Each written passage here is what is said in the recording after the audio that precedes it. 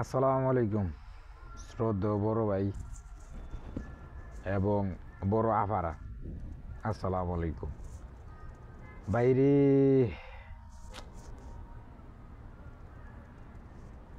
নেত্রের টেনশনের ভাই, রাত্রে ঘুমায় না রে ভাই, অনেক টেনশন করি, অনেক টেনশন। যে টেনশনে রাত্রে ঘুমাইতে গেল খুব টেনশন হয়, আমার নেত্রীটার জানি কি হয়। এ যাওরা কিছু ফুতেন আইয়া, যাওরা কিছু ছাত্র ফলাফান আইয়া এখানে কি একটা জাউরুমি করলো আমার নেত্রীর লগে। বেড়ে বুড়া মানুষ ভাইসের দেখা একটা বেদবি করে দিলি, বুঝছ? তগরও তো নানি দাদি আছে আমার নেত্রী রে। তার পরিবারের মেয়ে দেখি ওই নাই, হুদা তারা দুইটা বোন আর ফোলাফান দি তোরা আমার নেত্রীটারে শেষ করে লাইছস। হে আল্লাহ, রাত্রে ঘুমাই দাঁড়ি না রে ভাই, রাত্রে ঘুমাই দাঁড়ি না। নেত্রীটার কি হইব? এই মুরব্বী মহিলাটারে এই জাউরা ফোলাফান দিয়ে একটা আন্দোলন করছে, কি জানি আন্দোলনটা করছে, মনে হতো থাকে না। মন থাকবো কইতে রে ভাই, টেনশনের ঠেলায় মন থাকে না। কি জানি, আরে মুক্তিযোদ্ধাগর নাই নাতি করে সারি মারি দিব, কোটা কোটা ও মনে হয়েছে বয়স বেশি হয়েছে গা, তো স্মৃতিশক্তি একেবারে কমে গেছে গা, একেবারে বেশি কমছে না, একটু মনে হয় আর। কোটা আন্দোলন, কোটা আন্দোলনের লেগে 2024 সালের জুলাই আগস্টের আন্দোলন, কি একটা জারুমির আন্দোলন করলো। পইলা কি দাবিটা আছেন, কি দাবিটাতে কি দাবিটার মেয়েতে গেল গা, আমার নেত্রীটারে দেশটা সারা করলো। ভালোই যাইন গা পোলাবান্ডি।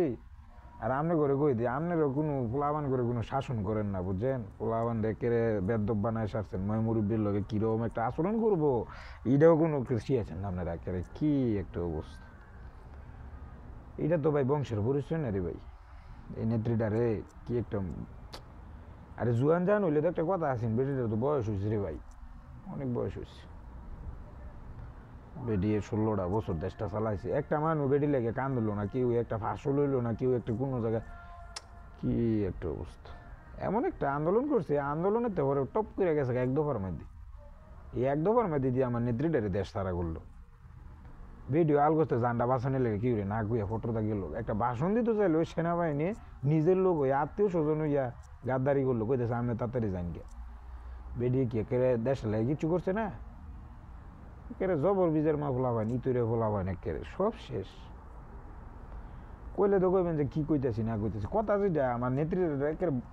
আরে জুয়ান জান একটা মহিলা হইলো তো কথা, মহিলাটার তো বয়স হয়েছে, বাঁচবর কয়দিন। বেডিয়ে চাইছিল 41 সাল 50 সাল পর্যন্ত ক্ষমতা থাকবো, ওটা থাকুক, বেটি তো এমনি যাইব গা।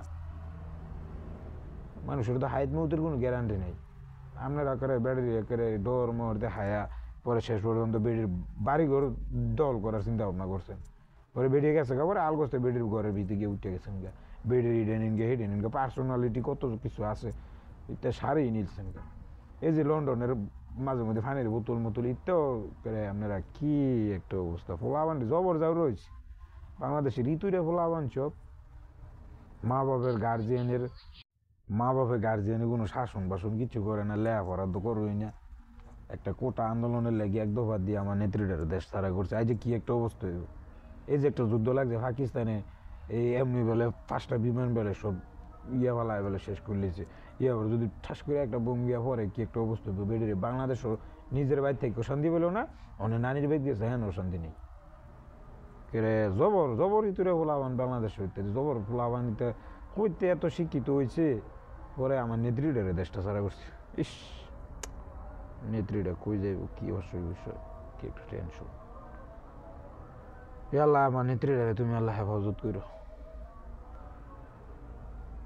বেশি বড় বমসম যাতে না করে, ছোট একটা বমসম যাতে পরে।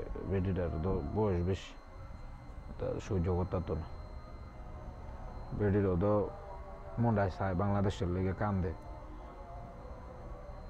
আর আরেকটা কথা কই দিই, বাংলাদেশ ওগুলাম আপনার একেবারে জবর ইতুরে ফোলাবান একেবারে চায়েন না, মনে করেন না যে ওই যুদ্ধে হ্যাগো ভাই লাগছে, আঙ্গো ভাই যাইতো না।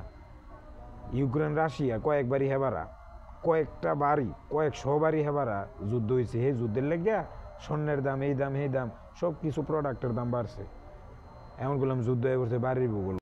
এখন মনে করেন না যুদ্ধ হ্যাঁ বাইত লাগছে দেখি যুদ্ধ আপনাকে বাইতে আইতো না, যুদ্ধ অবশ্যই আইব, টেনশন করেন না। দেখবেন যে টট করে মনে করেন যে বোম একটা শহরের ভিতরে একটা ফুরে গেছে গা, কইব পাকিস্তানে মেরে দিছে, মারে দিব গেলাম আমার দাদাই মেরে দিব, দাদাই টপ করে মেরে দিব, কারণ তাইনের বইনে তো এন থাকতেছে না, টপ করে একটা মেরে দিয়ে কইব পাকিস্তানের তো ছেড়ে দিছেন, বুঝছেন নি? পরে কইব আমি আমার ভুল হয়ে গেছে, আমাকে মাফ করে দেন। বুঝছেন না কোনটা কইছি? যুদ্ধ খালি মনে করেন না যে মারামারি লাগলে হেই বাইত থাকবো, সাক্ষীর লাগে আপনার বাইত তো আইব। আর বাইরে বাড়ি লাগলে এক বাইত খালি থাকে না, এই গাজ্জাটা গেলাম লগের আর কয়েক বাইত তো সরে এটা। বুঝছেন কি কইছি? যুদ্ধটা এরকমই, যুদ্ধ খালি হে দেশে লাগছে দেখে কি হয়েছে আপনার ও লগে টানবো, বুঝছেন না?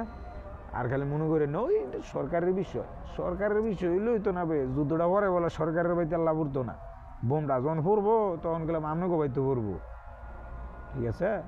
হেরা তো অর্ডার দিয়ে বয়ে থাকে, মরে সাধারণ পাবলিক, বুঝছেন না? আর মিডিয়ার মধ্যে এমন গেলে পাকিস্তান আর ভারতের যুদ্ধ লয়ে আছে, ইসরায়েল যে এমনও গাজাবাসীর উপরে এমনও হামলা করতেছে, এই যে ইসরায়েল আগুন লাগিয়ে ফুটতেছে, বন্যা হইতেছে, তাও শালার প্রতি মনে করেন যে হামলা করে দিতেছে মুসলিম গ্রুপে। তো এমন মনে করেন যে এই পাকিস্তান আর ইন্ডিয়া মনে করেন যে কেউরে মারতো না, খালি কাশ্মীরের মানুষগুলি মারবো, মুসলিম করে মারবো। পাকিস্তানে তো বোম বালাইবো কাশ্মীর, ইন্ডিয়া তো বোম বালাইবো কাশ্মীর, বুঝছেন না কোনটা বলছি? ফাওয়া থাকতে কাশ্মীরের জনগণ মরবো, ঠিক আছে? আমি তো টেনশনে পাচ্ছি না, অন্য দেশের কি চিন্তা করতাম, আমি তো আমার নেত্রী চিন্তা করি রে ভাই। আল্লাহ বেটিটারে তুমি আল্লাহ হেফাজত করো, বেটিটার অনেক বয়স হয়েছে রে ভাই, বেটিটার অনেক বয়স হয়েছে, বেটিটার খুব আশা ছিল মরার এক পর্যন্ত বাংলাদেশটা ক্ষমতা চালাই যাবে, দিছে না। বাংলাদেশের কিছু ইতুরে ফোলাবানে কেড়ে বেল লাগাই তুই দিচ্ছে, জবর ইতুরে ফোলাবান, এত ইতুরামি করে মানুষ, একের সমস্যা। ফোলাবান দিকে ঝাউরো তো হয়েছে একের ওয়াস্তের ঝাউরো না, তাও মনে করেন যে এমন না এক মুরব্বী খেতে আরেক মুরব্বীরে ডাক্তার অনুষ্ঠান বয়স, এটা তো আঙ্গর নেতৃত্বে বয়স বেশি। আবার বলে উনি নাকি বলে ইন্টারন্যাশনাল খেলোয়াড়, ও মোর আল্লাহ, ইন্টারন্যাশনাল খেলোয়াড়। ডাক্তার ইউনুস যে প্রেশার দেওয়া শুরু করছে নির্বাচনের লেগে, বেড়ায় তো স্ট্রোক করে হকি স্টিক করে মারা যাইব, ঠিক আছে? বেড়ারে আমার নেত্রী লাগে ভালো লাগে রে ভাই,